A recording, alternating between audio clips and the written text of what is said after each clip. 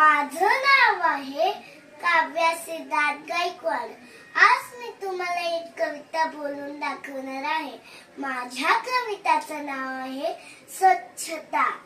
इवल्या इवल्या बोटांची नखे वाढली, काढून टाकू लवकर कान साचली।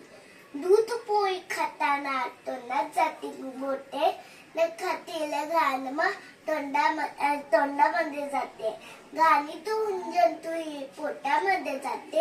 अहो आजारांना आमंत्रण तेच देती, अहो आजारांना आमंत्रण तेच देती।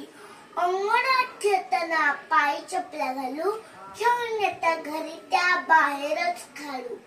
मातीतून जंतू ही घरामध्ये येते, अहो आजारांना आमंत्रण तेच देती, अहो आजारांना आमंत्रण तेच देती।